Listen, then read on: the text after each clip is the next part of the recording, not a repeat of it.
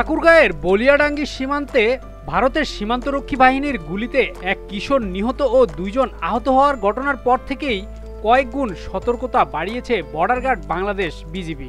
সীমান্তে তৎপরতা বাড়ানোর পর জানা যায় চোরাকারবারীরা তাদের পাচারের টার্গেট বদলেছে।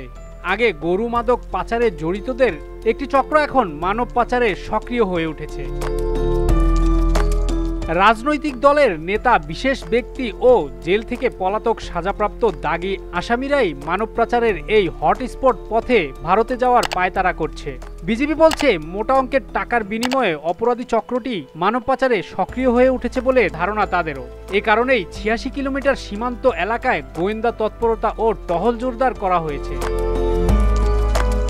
সীমান্তবর্তী একাধিক সূত্র জানিয়েছে, এ জেলার বালিয়াডাঙ্গা উপজেলার পারিয়া, কান্তিবিটা, হাটখোলা ও বারগড়িয়ার বিপরীতে ভারতের থুকরাবাড়ি, পাটাগড়া এলাকার চোরাকারবারীরা মানব পাচারের সিন্ডিকেট গড়ে তুলেছে।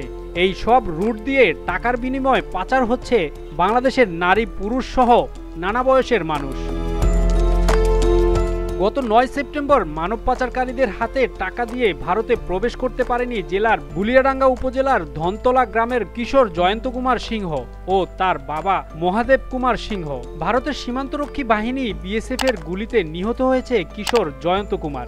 আহত হয়ে তার বাবা মহাদেব কুমার সিংহ ও দরবার আলী রংপুরের একটি হাসপাতালে চিকিৎসা নিচ্ছেন।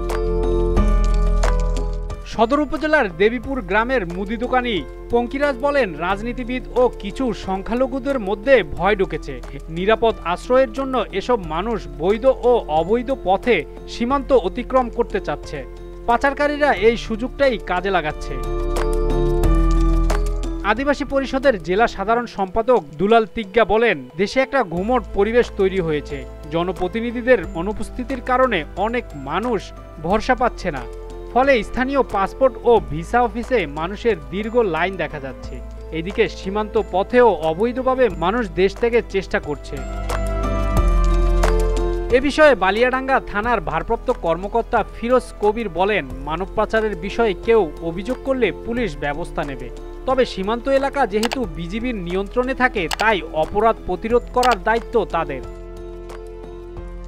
বর্ডার গার্ড বাংলাদেশের বিজিবি ঠাকুরগাঁও 5 ব্যাটালিয়নের অধিনায়ক লেফটেন্যান্ট কর্নেল তানজির আহমেদ বলেন, বালিয়াডাঙ্গি সীমান্তে বিএসএফ এর গুলিতে বাংলাদেশি কিশোর জয়ন্ত কুমার সিংহ নিহতের ঘটনায় আমাদের ধারণা স্পষ্ট হয়েছে।